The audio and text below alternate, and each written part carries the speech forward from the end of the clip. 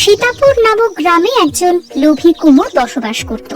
সে মাটির বাসনপত্র বানিয়ে বিক্রি করত।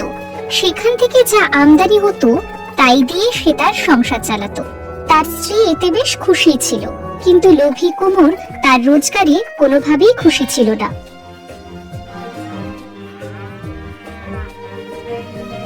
এবারের বাসনগুলো খুব সুন্দর হয়েছে, আশা করি এর আমরা বেশ ভালোই দাম পাবো। আরে যতই ভালো দাম পাই না কেন চান্দা, আমাদের অবস্থা তখনই ভালো হবে যখন রাতারাতি আমাদের কাছে অনেক টাকা আসবে। ভাবছি আমরা এমন কিছু করি যাতে রাতারাত অনেক টাকা চলে আসে, আর তোমার আমার সব স্বপ্ন পূরণ হয়। থাক থাক, এত লোভ কিন্তু ভালো নয়। যাও, বাসনগুলো বেচে এসো। আর শোনো, রাত হওয়ার আগেই বাড়ি ফেরার চেষ্টা করো। ঠিক আছে। বলতে বলতে কুমোর তার গরুর গাড়ি নিয়ে বেরিয়ে গেল। সারাদিন বাজারে বাসনগুলোর যাতে ভালো দাম পায় সেদিকে নজর দিতে লাগলো, কিন্তু অন্যদিন বাসনের সে যা দাম পায় তাই পেতে লাগলো। শেষ পর্যন্ত বাধ্য হয়ে সেই দামে বাসনগুলো বিক্রি করে বাড়ির দিকে ফিরতে তার অনেক রাত হয়ে গেল। সে তার গ্রামের রাস্তা দিয়ে বাড়ি ফেরার পথে অশ্বত্থ গাছের মধ্যে একটি জিনকে বসে থাকতে দেখলো, যার বড় বড় চোখ ছিল, স্বাস্থ্যবান ছিল, মাথা পুরো ন্যাড়া ছিল, কিন্তু মাথায় একটা বড় বিনুনি ছিল। তাকে দেখে কুমোর এক পলকে খুব ভয় পেয়ে গেল। ওরে বাবা, জিন! জিনের বিনুনি! ঠাকুরমা বলতেন যদি জিনের বিনুনি হাতে চলে আসে তাহলেও আমাদের গোলাম হয়ে যায়, আর আমরা যা খুশি নিজেদের ইচ্ছা পূরণ করতে পারি। কোনোভাবে যদি ওই জিনের বিনুনিটা আমার হাতে চলে আসে তাহলে আমার সব স্বপ্ন রাতারাত পূরণ হয়ে যাবে। কিন্তু কি যে করি? আরে হ্যাঁ, ঠাকুমা এটাও বলতো জিনদের কিন্তু পরী খুব পছন্দ, আর ওরা স্বপ্ন দেখে যে ওদের বিয়ে যেন পরীর সাথে হয়, কিন্তু ওরা কোনোদিনই পরীকে পায় না।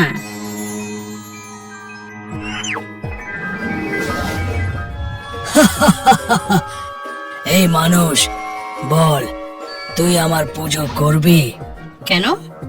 কেন কি যদি মানুষ আমাদের পুজো করে তখন আমরা ভগবানের দূতের সম্মান পাই। বল, আমার পুজো করবি? এটাই কিন্তু ওকে বোকা বানানোর সুযোগ। আমি শুধু আপনার পুজো করব না জিন, আমি কিন্তু আপনার একটা পরীর সাথে বিয়েও দেব। কি? পরীর সঙ্গে বিয়ে? সত্যি? কিভাবে?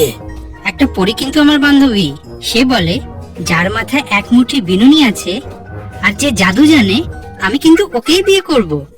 না আমার মাথায় এক মুঠি বিনুনি আছে, না আমি কোনো জাদু জানি। তুমি তো জিন, তুমি তো নিশ্চয়ই জাদু জানো, কিন্তু তোমার মাথায় কি এক মুঠি বিনুনি আছে? হ্যাঁ। দেখতে তো বিনুনির মতো, কিন্তু এক মুঠো যদি না হয় তুমি কিন্তু পরী পাবে না। মেপেই নাও।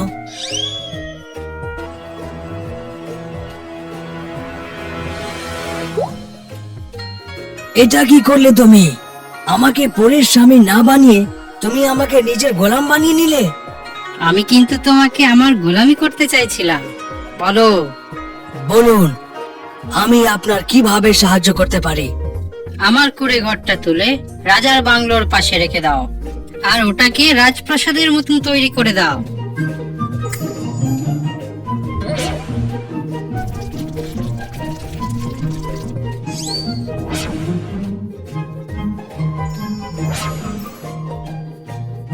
ঝোপড়িকে বাংলো বানিয়ে দিয়েছি আকা, আর আপনার জন্য কি করতে পারি?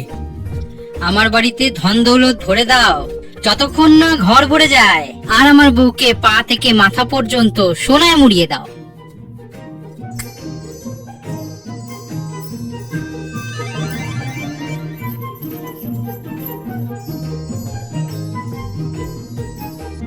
হয়ে গেছে আকা, এখন তো আমার বিনুনি আমাকে দিয়ে আমার বিয়ে পরের সাথে করিয়ে দাও। আমাকে কি পাগল পেয়েছো? জানো না যতক্ষণ আমার কাছে বিনুনি ততক্ষণ তুমি আমার গোলাম। বিনুনি গেলে তুমিও চলে যাবে, আর আমি তোমাকে সহজে ছাড়ছি না। এবার চলো, যতক্ষণ আমি বেঁচে থাকবো ততক্ষণ তোমাকে আমার সেবা করতে হবে।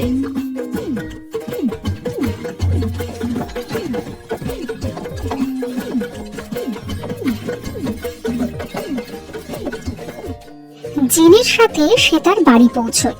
বাড়ির দরজায় পৌঁছেই সে জিনকে বলে, জিন, তুমি এখানেই দাঁড়াও, যখন ডাকবো তখন ভেতরে আসবে। চান্দা, তুমি তো আজকে আকাশের চাঁদের চেয়েও বেশি সুন্দরী লাগছো। কিন্তু এসব হলো কি করে? বলেছিলাম তো, একটা সুযোগ পেলেই ঠিক করে ফেলবো। সুযোগ পেয়ে গেলাম। এই দেখো, এটা জিনের বিনুনি। যতক্ষণ এটা আমার কাছে আছে, আমার যা খুশি আমি পেতে পারি। কিন্তু এটা ঠিক নয়। একটা জিনকে তুমি নিজের গোলাম বানানোর থেকে ভালো আমাদের নিজেদের সৎ পথে রোজগার করাই। কোথায় আর ভালো ছিল? শুধু এই গ্রামেরই কেন, আশেপাশে 4টি গ্রামের মাটির বাসন বিক্রি করলেও তোমার কাছে কিন্তু এর অর্ধেক গয়নাও জুটতো না। এবার সরো তো, এই বিনুনিটাকে কোথাও লুকিয়ে দিই। কোথায় লুকাবো, কোথায় লুকাবো?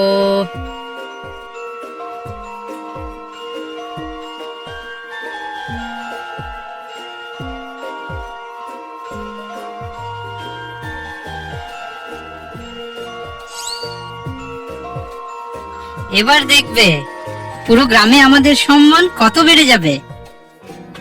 সত্যি কথা বলতে নিজের গ্রামেই না, শুধু আশেপাশের অন্য গ্রামেও তার অনেক মান সম্মান বেড়ে গেল। যারা এতদিন পর্যন্ত তার দিকে তাকিয়েও দেখতো না, তারা হাত জোড় করে নমস্কার করতে লাগলো। যে জমিদার তাকে তার বাড়ির ভিতরে ঢোকার অনুমতি দিত না, সেও তাকে তার বাড়িতে ডেকে নিজের পাশাপাশি বসিয়ে খাওয়াতে লাগলো। জমিদারের স্ত্রীরা কুমোরের স্ত্রীর গয়না দেখে অবাক হয়ে গেল। তার কাছে এমন কোনো গয়না নেই যা ছিল না। চারদিকে শুধু কুমোরের জয় জয়কার হতে লাগলো। কুমোর বাসন বানানো সম্পূর্ণরূপেই বন্ধ করে দিয়েছিল। আজ অনেক দিন হয়ে গেল তুমি মাটির বাসন বানাচ্ছ না। দেখো, এই অভ্যাসটা তুমি ভুলে না যাও। অভ্যাস? আমি তো ভাবছি এই কাজটাই এবার ছেড়ে দেব। সারা বছর কষ্ট করে আমরা যা আয় করতাম, এখন এক চুটকিতেই কিন্তু আমরা আগের থেকে অনেক বেশি আয় করতে পারবো। আর কিছুদিন পর দীপাবলি আসছে, কয়েকটা মাটির প্রদীপ তো বানাতে পারতে। তার কি দরকার? অন্য জমিদারের মতন আমরাও বাজার থেকে কিনে নিয়ে আসবো। তাহলে চলো দীপাবলি উপলক্ষে ঘর পরিষ্কার পরিচ্ছন্ন করে নি। আরে আমার গিন্নি, এখন আর আমাদের ঘর পরিষ্কার করার কোনো দরকার নেই, সব জিন করবে। বলুন, কি করতে পারি আকা? দীপাবলি আসছে, যাও পুরো ঘর পরিষ্কার করে ঝকঝকে করে দাও। যেমন আপনার ইচ্ছে আকা।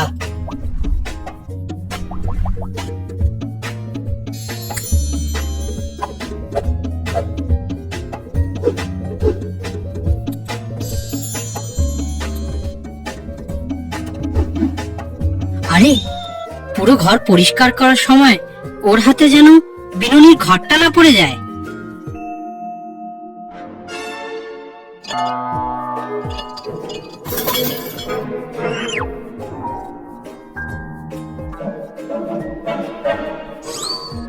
জিন, বিনুনিটা দাও।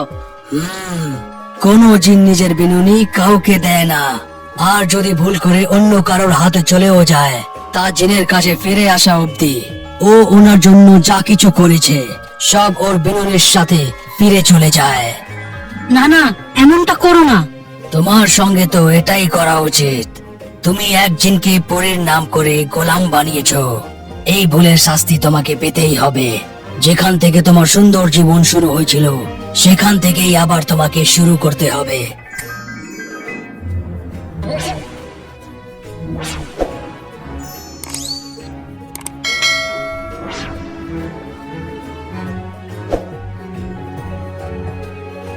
চিন্তা করছো কেন গো?